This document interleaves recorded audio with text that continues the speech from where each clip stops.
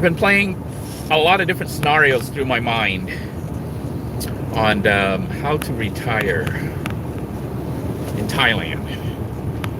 Because ultimately, I really want to go back and live in Thailand. But it's proving to be a lot more expensive, especially with COVID and everything else. But it was already pretty difficult, I think, previously for expats and stuff to try to live there permanently.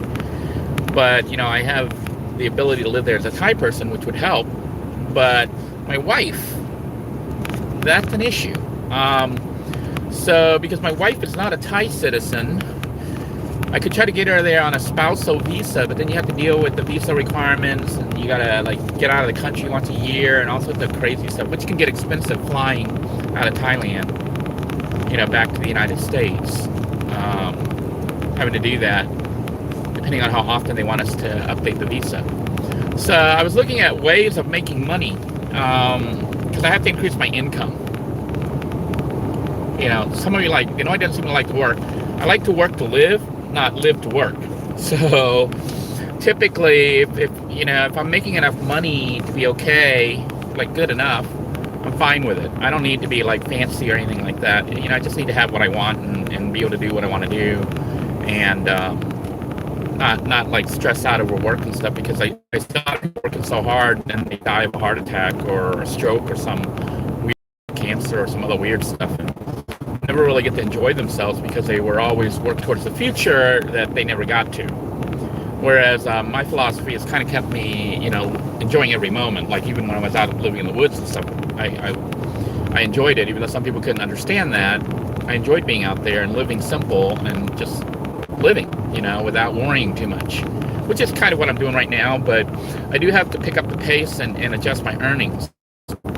So, and the reason for that is I just need to have a lot of money in my bank account so that I can travel and do all the stuff that I need to do to live the life I want to live in retirement. My hope had been to move to Thailand and live really simply, which, you know, my pension from the state of Florida and a little bit of earnings from YouTube would cover it, except for the issue of having to travel and update the visa and have 25,000 or more US dollars in my bank account to appease the Thai government and stuff. So, you know, those are an issue that has occurred. And because of that, I have to get my income up where I can have basically a lot of money just sitting there. That would allow me to, the government won't mess with you when you have money. You know, especially if you go to another country to retire, they see you got money, you're going to be spending it in their country. So, I started thinking that I was going to do an online store for like van stuff and get supplies to help everybody and all that, but then it requires inventory, and I was going to do drop shipment, but then I don't want to drop shipment where, you know, some people might not get their shipment, and then I got to deal with refunds and all sorts of other stuff. And the other problem with that is you got to have internet access, like really reliable, good internet access every day to maintain that kind of stuff. And even YouTube requires internet access. You know, like pretty much constant internet access, constantly trying to do stuff to keep the traffic and stuff going on YouTube. So I was thinking about it, and I was like, you know, those things are pretty good. It would allow some remote, like working YouTube or even working on a store. But if I lived the way I want, I could be out in the middle of nowhere with no internet, which is kind of what I want. I want to kind of disappear, okay? So I'm, you know, maybe just have the thinking about it, and I was like, you know, I think the ultimate way to do this is something I did in the past, which is software. You know, I made and sold software. I have the ability to program stuff. I just haven't been programming much lately because of just being in survival mode, living in a van. You know, but now that I have an RV parked and I'm paying, you know, the lot rent, and it's giving me some stability. And my job is part-time, so I'm getting a little bit more free time to work. So I've started to acquire tools and stuff to help me get back into software development. So I think that's going to be my plan, is just to make video games or, you know, utilities and things like that, and then resell them.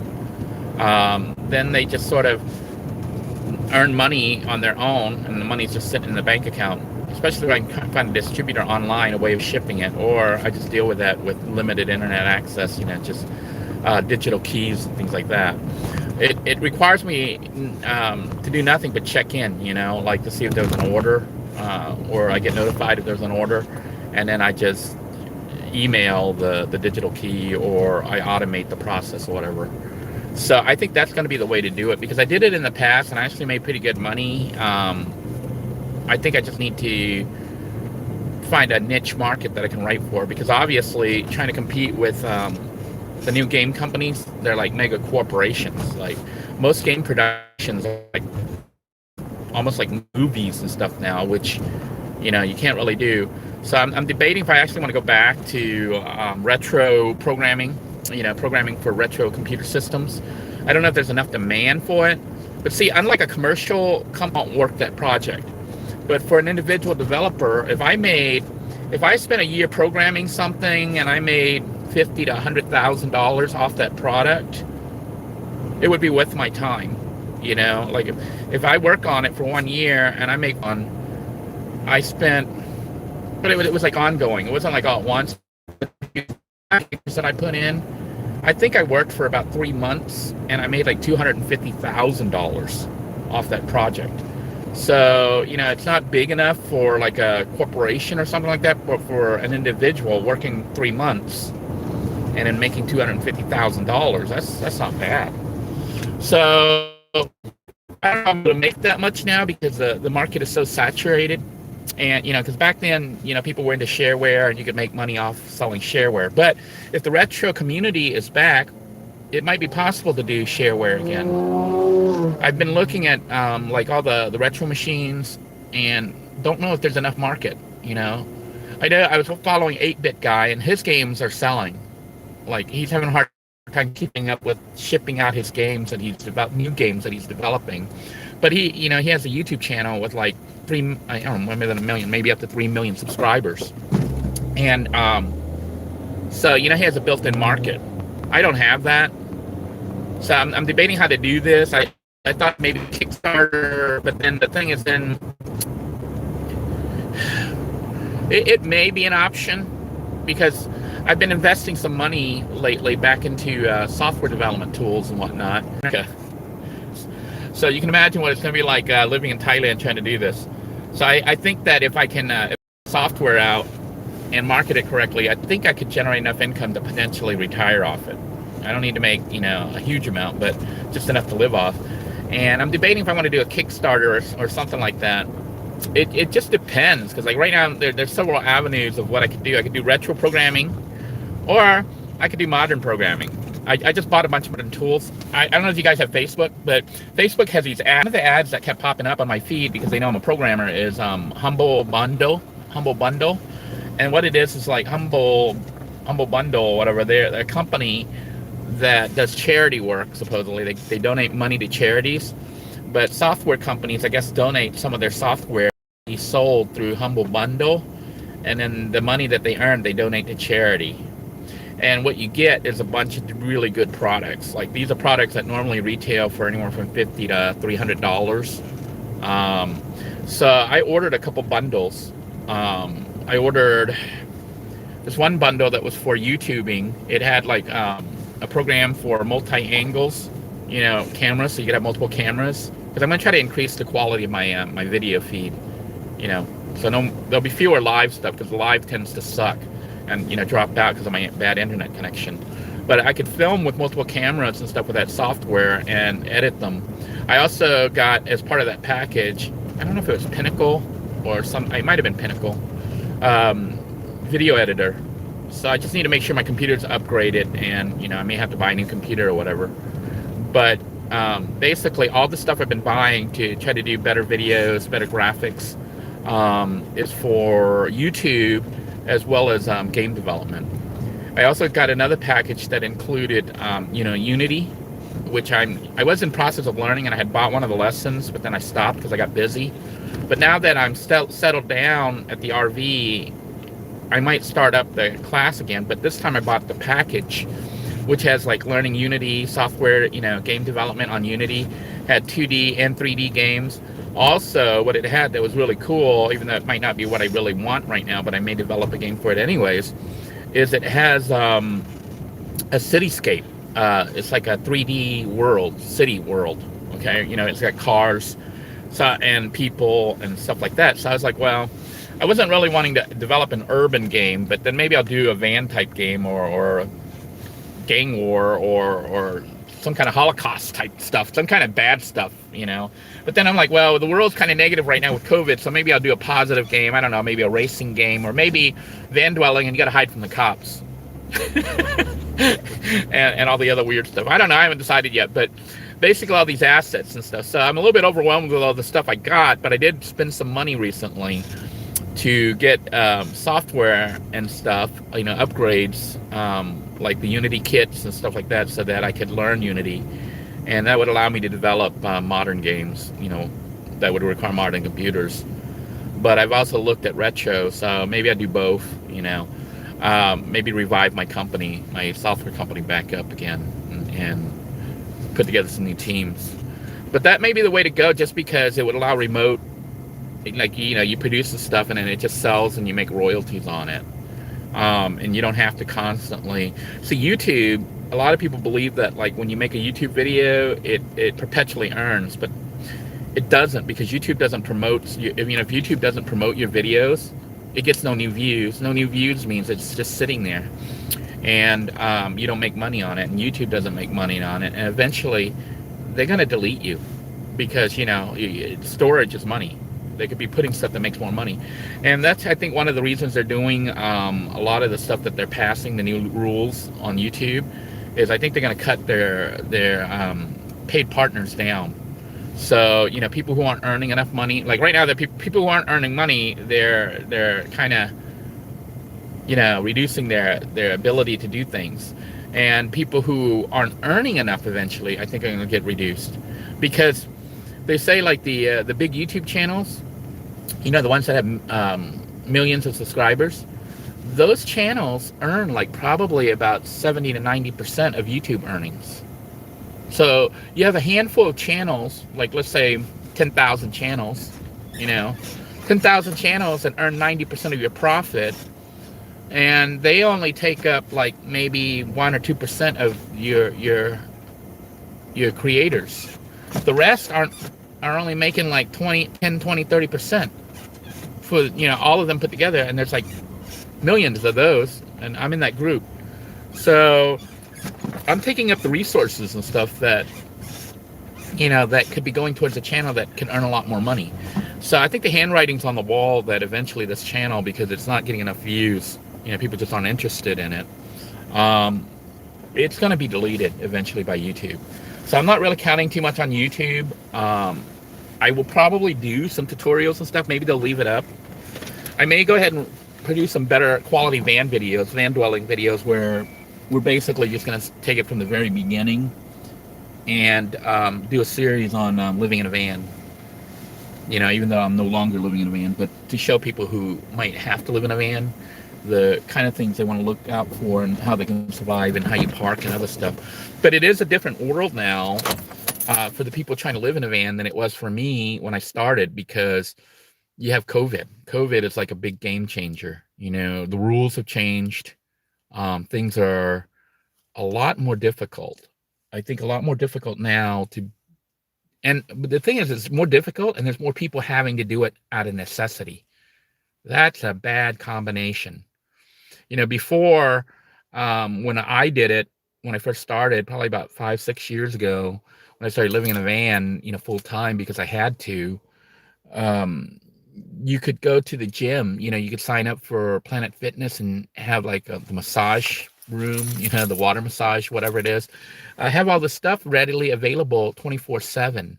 You could park outside of Planet Fitness and take a shower, and then leave the next day, because I was traveling and working as a knife salesman throughout the state of Florida. You could do all that. Now, I think it would be a little bit hard, although I think Florida, you can still do that, because Florida's pretending there's no COVID, which to me is crazy. But Florida, I think they opened everything back up. I have not been to Planet Fitness since, so I don't know if they let you shower there anymore. I know a lot of the restaurants and everything are all open in Florida like nothing's going on, even though the numbers of people dying and getting sick here in Florida is going up. So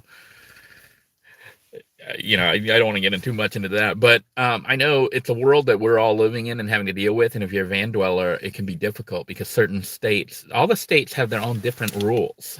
So people aren't even the same.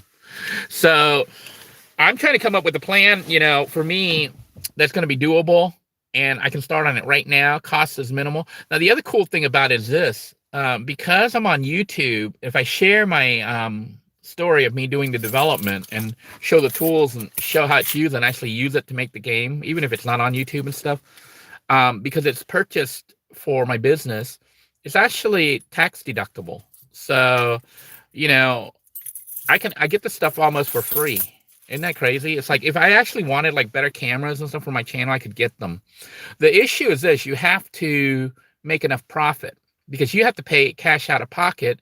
And how you get the money back isn't like they give you money. It's just that they don't tax you. They reduce your tax by that business expenditure. So because I'm going back officially into software development and YouTubing as, the two things that I'm pursuing, I think emphasis is on the software development, not YouTube, but YouTube will still be pursued. I can write those things off. So you might see some better content coming from this channel. You might see it might look almost different because I'm actually buying tools, and I'm thinking of getting even a gimbal, one of those things that allows stabilized videos. I think they run, a good one's probably about $300 to $500. I don't know if I want to spend that much, but I might be willing to spend $150 to $200. Prior to that, I've been using the Dollar Tree ones or whatever for or Five Below for $5. The little selfie stick, or hand holding my camera, which is terrible. I think that's one of the reasons people may not watch is all the camera shake and stuff. But I'll go ahead and invest in some equipment to produce better videos. And maybe concentrate on stuff that people like, like the cooking, but they'll be better, done because they'll be edited. So they won't be live because live is crappy, especially with my connection. But I can produce all those. And the way I'm going to do for the van stuff, I think we're going to start from scratch. We're just going to start with a series, like how to live in a van. And I don't think I'm going to go high end because, there's channels that have that, the glamorous ones. Those actually do really well because they usually have really nice vans. They'll have a Sprinter or something with a high top. And then they have a really nice kitchen with running water, and, it looks really nice. But those vans typically cost usually probably $20,000 to $100,000 to build. That's why it looks so nice. They got high end things. They did all that, and those channels show how to do it. And I don't know if those people really live in it. I don't think they do because those their vans always look immaculate. It looks like a set, like somebody filming on a set, because you would clean it up, and because you're not living in it, you're not using it all the time. You're only using it when you're filming.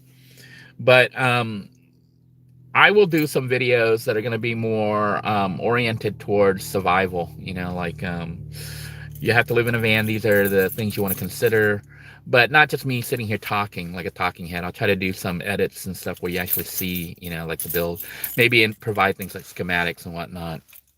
Bad Intention says those aren't real van dwellers. No, they're Instagram models. They have that Ken and Barbie look, but those are the ones YouTube is pushing. Those are the channels that generate, they'll post a video, and in one day they have anywhere from 20 to 500,000 views in one day.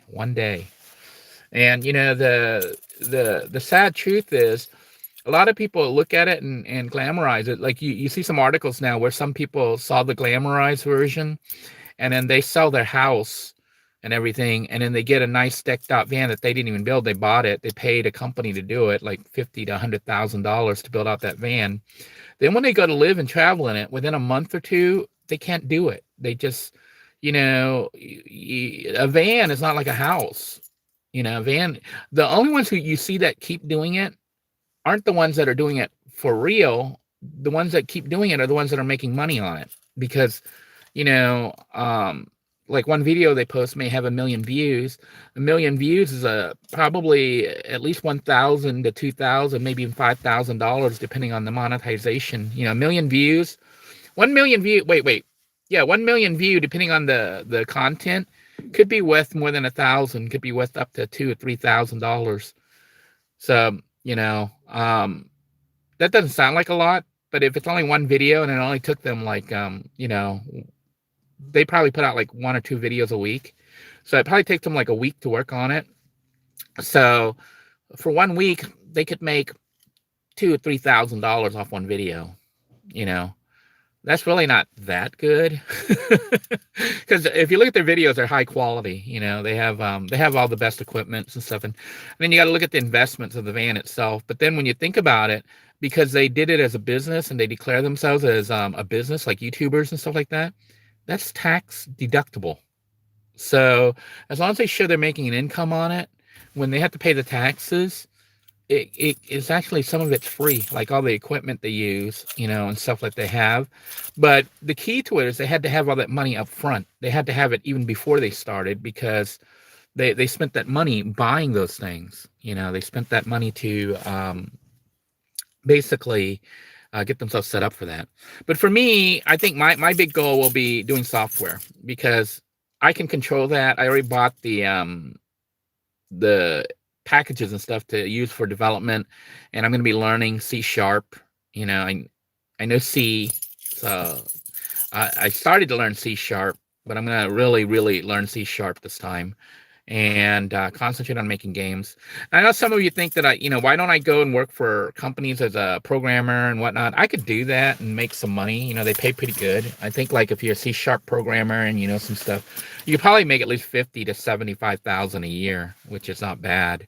But I don't want that. What I want to do is write my own stuff, so that when I'm retired and traveling living in Thailand, traveling the world or whatever, I keep making money coming in off royalties, and I'll be selling it through my own store. Basically, I don't want to go through third parties. I don't want to go through like the Google Play and all that.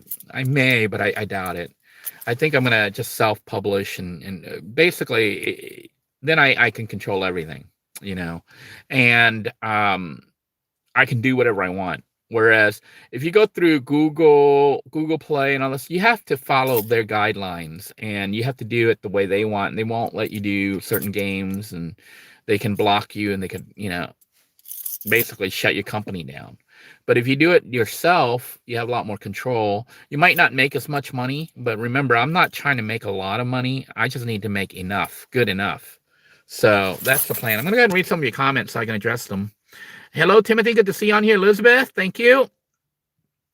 Just scrolling through here. It looks like no more messages. But anyhow, I'm going to go ahead and sign out.